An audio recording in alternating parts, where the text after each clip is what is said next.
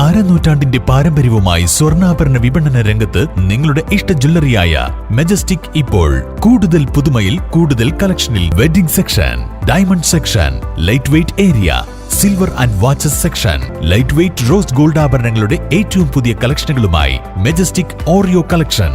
ഏറ്റവും കുറഞ്ഞ പണിക്കൂലിയിൽ മലപ്പുറം ജില്ലയിലെ number 1 jewellery majestic Jewellers, Thazhepalam, Tirur.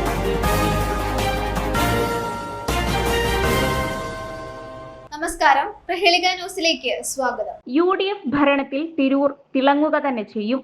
Kurukkoli MLA VD Satheesan മുഖ്യമന്ത്രിയായുള്ള UDF ഭരണത്തിൽ തിരൂർ നിയോജക മണ്ഡലം വികസന വെളിച്ചം കൊണ്ട് വെട്ടിത്തിളങ്ങുക തന്നെ ചെയ്യുമെന്ന് കുറുക്കോളി മൊയ്തീൻ MLA പറഞ്ഞു. കഴിഞ്ഞ ദിവസം മുഖ്യമന്ത്രി അവതരിപ്പിച്ച ബജറ്റിൽ തിരൂരിന് ലഭിച്ച പരിഗണന സംബന്ധിച്ച് നന്ദി പറയുന്നതിനും ഭാവി പദ്ധതികൾ വിശദീകരിക്കുന്നതിനുമായി വിളിച്ചു ചേർത്ത വാർത്താ സമ്മേളനത്തിൽ സംസാരിക്കുകയായിരുന്നു അദ്ദേഹം. നമ്മുടെ പുതിയ UDF സർക്കാർ അധികാരത്തിൽ വന്നതിന് മുന്നോടിയായി 2026-27 ബജറ്റ് പുതുക്കി ഇന്നലെ നിയമസഭയിൽ അവതരിപ്പിക്കുകയുണ്ടായി.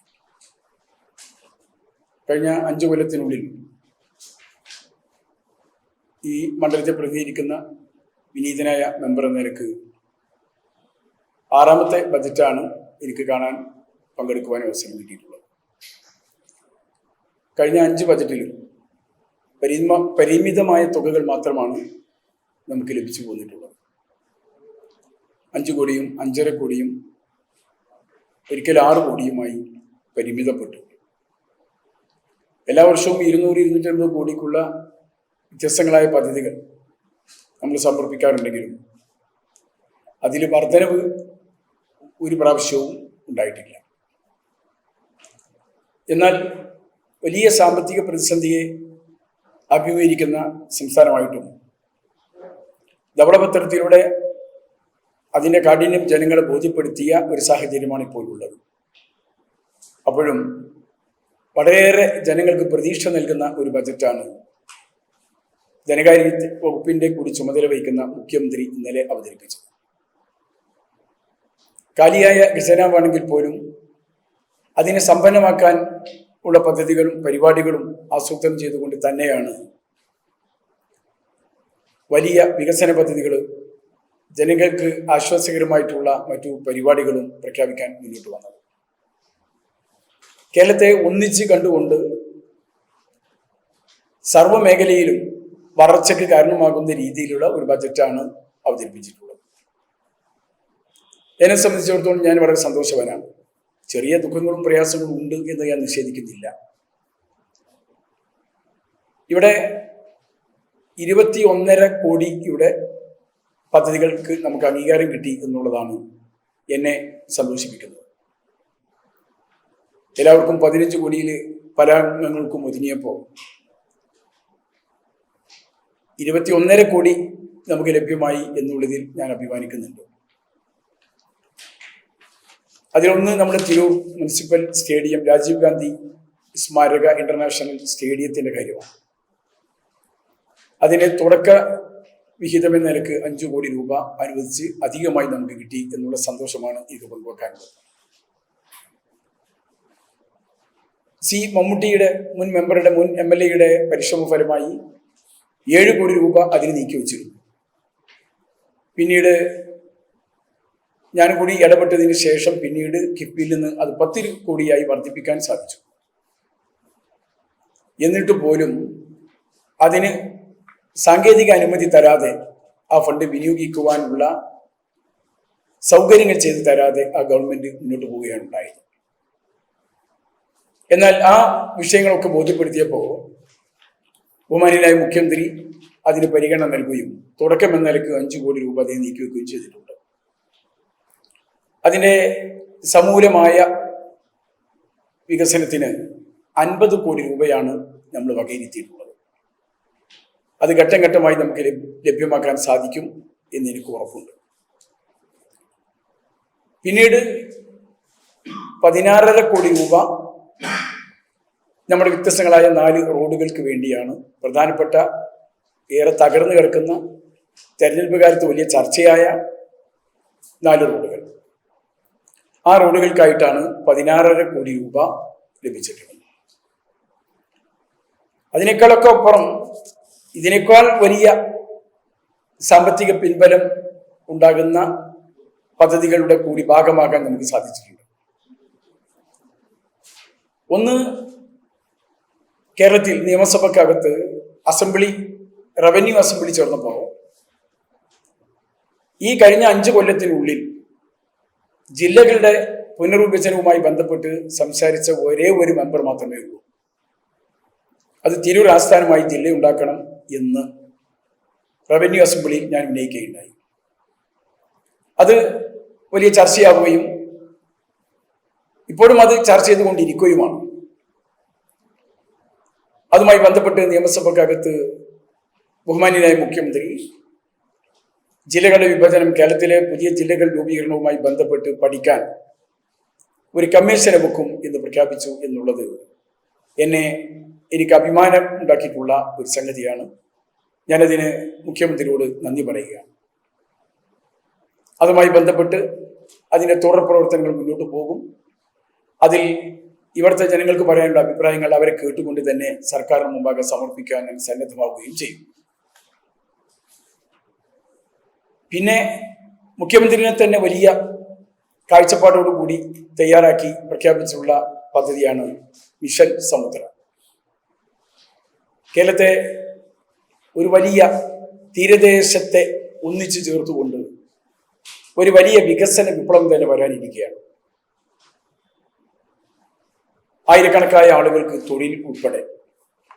മാത്രമല്ല അതിൽ തീരദേശ നിവാസികൾക്ക് പ്രത്യേകം സംവരണം കൊടുക്കും എന്നുകൂടി മുഖ്യമന്ത്രി അറിയിച്ചിട്ടുണ്ട് എന്നുകൂടി ഞാൻ അറിയിക്കാൻ ആഗ്രഹിക്കുന്നു.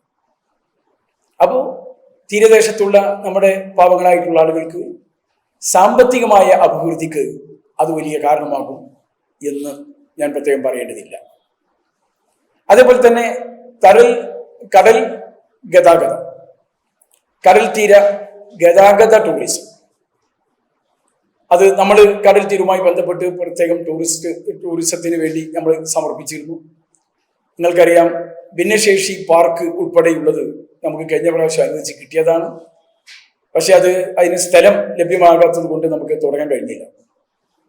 എന്നാൽ സംസ്ഥാന സർക്കാർ തന്നെ ആ രീതിയിലുള്ള എല്ലാ കാഴ്ചപ്പാടുകളെയും കോർത്തു പിടിച്ചുകൊണ്ട് തീരദേശ ടൂറിസം പദ്ധതി സംസ്ഥാനത്ത് ഒന്നിച്ച് 600 കിലോമീറ്റർ വരുന്ന തീരദേശത്തെ ഒന്നിച്ചു ചേർത്തുകൊണ്ട് ഒരു വലിയ തീരദേശ ടൂറിസ്റ്റ് നഗരപ്രദേശമാക്കാൻ പോവുകയാണ്. എല്ലാ രീതിയിലുള്ള കടലും കരയും ഒരുപോലെ ആസ്വദിക്കാവുന്ന രീതിയിലുള്ള പദ്ധതിയാണ് വരാൻ പോകുന്നത്. അതേപോലെ തന്നെ മുസ്രിഫ് മുതൽ ബേപ്പൂർ വരെ പ്രത്യേകം പൈതൃക ടൂറിസത്തിന് ഉള്ള തീരുമാനമെടുത്തിട്ടുണ്ട്. അതിൽ നമ്മുടെ മാമാങ്കം നടന്ന തിരുനാവായ, അതേപോലെ തന്നെ തിരുനാവായിലെ നവാമുകുന്ദ ക്ഷേത്രം, നമ്മുടെ തിരൂരിലെ വാഗൺ ട്രാജഡിയുമായി ബന്ധപ്പെട്ട റെയിൽവേ സ്റ്റേഷൻ, അവിടെ മക്കബർ ഉൾക്കൊള്ളുന്ന സ്ഥലങ്ങൾ, ഇതൊക്കെ അതിന്റെ ഭാഗമാക്കണം എന്ന് ഞാൻ ആവശ്യപ്പെട്ടിട്ടുണ്ട്. ഇതൊക്കെ അതിന്റെ എത്ര തുക എന്നതിനേക്കാൾ അപ്പുറം വിലയും വീര്യവും ഉള്ളതാണ് എന്ന് കൂടി ഞാൻ സൂചിപ്പിക്കാൻ ആഗ്രഹിക്കുന്നു. പിന്നെ അതിനേക്കാൾ സന്തോഷമുള്ളൊരു സംഗതി നിങ്ങൾക്ക് ഓർമ്മയുണ്ടാകും, ഞാൻ പലപ്പോഴും സഭയിൽ 2-3 തവണ ഉന്നയിച്ചിട്ടുള്ള കാര്യമാണ് തീരദേശത്തെ പട്ടയത്തിന്റെ കാര്യം. പട്ടയമില്ലാത്തത് കൊണ്ട് കഷ്ടപ്പെടുന്ന തീരദേശവാസികളുണ്ട്. ഇവിടെ തന്നെ പട്ടയമേളയുമായി ബന്ധപ്പെട്ട് ടൗൺ ഹാളിൽ നടന്നൊരു പരിപാടിയിലും ഞാനിത് പ്രഖ്യാപിച്ചിട്ടുണ്ട്. തിരുനാവായിൽ കൊടക്കൽ അന്നത്തെ റവന്യൂ മന്ത്രി വന്നുകൊണ്ട് പട്ടയ വിതരണം നടത്തിയപ്പോഴും ഈ കാര്യം പറയുകയും വൈകാതെ തന്നെ അത് ലഭ്യമാക്കും എന്ന് പ്രഖ്യാപിച്ചതുമായിരുന്നു, മന്ത്രി പ്രഖ്യാപിച്ചതായിരുന്നു. പക്ഷെ എന്നിട്ടും 2 കൊല്ലം പിന്നെ കഴിഞ്ഞു, എന്നിട്ടും അത് നടന്നിട്ടില്ല. എന്നാൽ കേരളത്തിൽ പട്ടയം തീരദേശത്തുള്ള പാവങ്ങളായ മത്സ്യത്തൊഴിലാളികൾക്ക് പട്ടയം കൊടുക്കാൻ തീരുമാനിച്ചു കഴിഞ്ഞു. അതിന്റെ എല്ലാ തടസ്സങ്ങളും നീങ്ങും. അതിന്റെ കടലാസ് പണികൾ മാത്രം പൂർത്തീകരിച്ചാൽ മതി. ഈ കാര്യങ്ങൾ നമുക്ക് നമ്മുടെ കൂടി ആഗ്രഹിച്ച പദ്ധതികളാണ്. അതിലെ കൂടെ നമ്മുടെ ഈ മേഖലയിൽ നമ്മൾ ആവശ്യപ്പെട്ടത് സംസ്ഥാനത്ത് തന്നെ വലിയ പദ്ധതിയുടെ ഭാഗമായി അതിന്റെ നേട്ടങ്ങൾ നമുക്ക് വരാൻ പോവുകയാണ്. പിന്നെ ജലഗതാഗതം, പുഴകളെ ബന്ധിപ്പിച്ചുകൊണ്ടുള്ള ജലഗതാഗതം പ്രഖ്യാപിച്ചിട്ടുണ്ട്. അതും നമ്മൾ ആവശ്യപ്പെട്ടതാണ് എന്ന് നിങ്ങൾക്ക് അറിയാവുന്നതാണ്. നമ്മളെ പുഴകളെയും അതേപോലെ തന്നെ കനോലി കനാലിനെയും ഇതിലൂടെയൊക്കെ മുമ്പുണ്ടായിരുന്ന, ഇപ്പൊ തലക്കർത്തൂരിൽ നിന്ന് നമ്മുടെ മണ്ഡലത്തിന്റെ മൂലയിൽ നിന്ന് തലക്കടത്തൂരിൽ നിന്ന് പൊന്നാനിയിലേക്കും ബേപ്പൂരിലേക്കും കൊച്ചിയിലേക്കും ചരക്ക് കൊണ്ട് കെട്ടുവഞ്ചിയിൽ ചരക്ക് കൊണ്ടുവരുന്നതും യാത്ര ചെയ്തതും ഞാൻ തന്നെ കുട്ടിക്കാലത്ത് കണ്ടിട്ടുണ്ട്. അതേപോലെ തന്നെ റെയിൽവേ സ്റ്റേഷന്റെ സമീപം, നമ്മളെ റെയിൽവേ സ്റ്റേഷന്റെ സമീപത്ത് നിന്ന് ബോട്ട് കെട്ടിണ്ടായിരുന്നു, ബോട്ട് അന്ന്. പിന്നെ ആ ബോട്ട് പോയിരുന്നതും എനിക്ക് ഓർമ്മയുണ്ട്. അതൊക്കെ നശിച്ചുപോയി. എന്നാൽ അതൊക്കെ പുനഃസ്ഥാപിക്കാൻ ഇതുവഴി നമുക്ക് സാധിക്കും. അതിനുള്ളൊരു പദ്ധതിയാണ് ഗവൺമെന്റ് മുമ്പാകെ നമ്മൾ സമർപ്പിച്ചത്. പക്ഷെ അത് കേരളത്തിലെ തന്നെ മൊത്തം പുഴകളെ ചേർത്ത് പിടിച്ചുകൊണ്ടിട്ട് ഒരു ജലഗതാഗതത്തിന് വേണ്ടിയുള്ള പദ്ധതിയാണ് ഗവൺമെന്റ് അംഗീകരിച്ചിട്ടുള്ളത്. അത് നമ്മളെ മണ്ഡലത്തിലേക്ക് എന്ന് ആഗ്രഹിച്ചത് തന്നെ സംസ്ഥാന പദ്ധതിയായി വന്നു എന്നുള്ളതാണ് ആശാവഹമായിട്ടുള്ള കാര്യം. പിന്നെ ഞാനൊരു സ്പോർട്സ് സ്കൂള് ആവശ്യപ്പെട്ടിട്ടുണ്ട്, അത് അംഗീകരിച്ചിട്ടുണ്ട്. അതേപോലെ തന്നെ ഒരു ഫിഷറീസ് കോളേജ് ആവശ്യപ്പെട്ടിട്ടുണ്ട്, അതിനും മൊത്തത്തിൽ അംഗീകാരം കിട്ടിയിട്ടുണ്ട്. അതിന് മറ്റുള്ള അനുമതിക്ക് നയപരമായ ചില തീരുമാനങ്ങൾ കൂടി എടുക്കേണ്ടതുണ്ട്. അതെല്ലാവരും സജീവമായി പരിഗണിച്ചിട്ടുണ്ട് എന്ന് ഞാൻ സൂചിപ്പിക്കാൻ ആഗ്രഹിക്കാം. പിന്നെ ഇവിടെയുള്ള മറ്റ് 20 പദ്ധതികളാണ് ചോദിച്ചതെങ്കിലും വ്യത്യസ്തങ്ങളായ പദ്ധതികളെ കോർത്തിണക്കി നിങ്ങൾക്ക് എന്ന കടലാസ് നോക്കിയാൽ കാണും. അവളെ സ്കൂളുകളെല്ലാം കൂടി ഒന്നാക്കി, പാലങ്ങളെല്ലാം കൂടി ഒന്നാക്കി, റോഡുകളെല്ലാം കൂടി രണ്ട് തട്ടിൽ, വീതിയുള്ളതും വീതിയില്ലാത്തതുമാക്കി ആ രീതിയിൽ സമർപ്പിച്ചാണ് 20 എണ്ണം ഒപ്പിച്ചിട്ടുള്ളത്. അതിന്റെ ഇത് നിങ്ങൾക്കറിയാം, ഏകദേശം 10-60 പദ്ധതി 19 പദ്ധതി അതിലാണ്ട് അടക്കം ചെയ്തിട്ടുണ്ട് എല്ലാം കൂടി. അപ്പൊ ഇതിനൊക്കെ ഘട്ടഘട്ടമായി നമുക്ക് ലഭ്യമാക്കാൻ സാധിക്കും. മൊത്തത്തിൽ ഞാൻ വളരെ സന്തോഷവാനാണ്.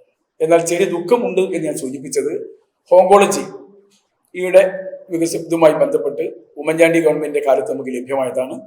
അപ്പൊ അതിന്റെ പൂർത്തീകരണത്തിനുള്ള ഫണ്ട് ആവശ്യപ്പെട്ടിരുന്നു, എങ്കിലും അതിന് ഫണ്ട് ഈ വർഷം നമുക്ക് തന്നിട്ടില്ല. ഞാൻ കഴിഞ്ഞ ഉടനെ തന്നെ വീണ്ടും ചെന്ന് മുഖ്യമന്ത്രിയെ കണ്ടപ്പോൾ നമുക്കത് ഒന്ന് കൂടിയിരുന്ന് സംസാരിച്ച് വേണ്ടത് ചെയ്യാം എന്ന് മുഖ്യമന്ത്രി വാക്ക് തന്നിട്ടുണ്ട്. ഇതിലെനിക്ക് പ്രതീക്ഷയുണ്ട്. മുഖ്യമന്ത്രി പഴയ മുഖ്യമന്ത്രിയെ പോലെയല്ല, വാക്ക് തന്നാൽ അത് നടക്കും എന്നെനിക്ക് വിശ്വാസമുണ്ട് എന്ന കാര്യം കൂടി ഞാൻ ജനങ്ങളെ അറിയിക്കാൻ കൂടി ആഗ്രഹിക്കുകയാണ്. വലിയ സാമ്പത്തിക പ്രതിസന്ധിയിലൂടെ കടന്നു പോകുന്ന സമയമായിരുന്നിട്ടും കഴിഞ്ഞ ദിവസം അവതരിപ്പിച്ച ബജറ്റിൽ 21.5 കോടി രൂപയുടെ പദ്ധതിക്ക് അംഗീകാരം കിട്ടിയെന്നത് അഭിമാനകരമാണ്. ഈ ബജറ്റിൽ തുക അനുവദിച്ച പദ്ധതികൾക്ക് പുറമെ ബൃഹത്തായ പല വികസനങ്ങളും ഈ 5 വർഷത്തിനിടയ്ക്ക് തിരൂരിൽ സഫലമാവുമെന്ന് അദ്ദേഹം പ്രത്യാശിച്ചു. തിരൂർ ആസ്ഥാനമായി ഒരു ജില്ല വേണമെന്ന് ആദ്യമായി നിയമസഭയിൽ ആവശ്യപ്പെട്ടത് താനാണെന്നും അതിനെക്കുറിച്ച് പഠിക്കാൻ സർക്കാർ ഒരു കമ്മീഷനെ ചുമതലപ്പെടുത്തിയിട്ടുണ്ടെന്നത് ഏറെ അഭിമാനവും സന്തോഷവും നൽകുന്ന കാര്യമാണെന്നും കുറുക്കോളി വ്യക്തമാക്കി. തിരൂരിൽ ഒരു സ്പോർട്സ് സ്കൂൾ, ഫിഷറീസ് കോളേജ് എന്നിവയും ആരംഭിക്കും. തിരൂർ പോലീസ് സ്റ്റേഷൻ വിഭജിച്ച് തീരദേശം കേന്ദ്രമാക്കി മറ്റൊരു പോലീസ് സ്റ്റേഷൻ കൊണ്ടുവരുമെന്ന് മാധ്യമപ്രവർത്തകരുടെ ചോദ്യത്തിനുത്തരമായി MLA പറഞ്ഞു.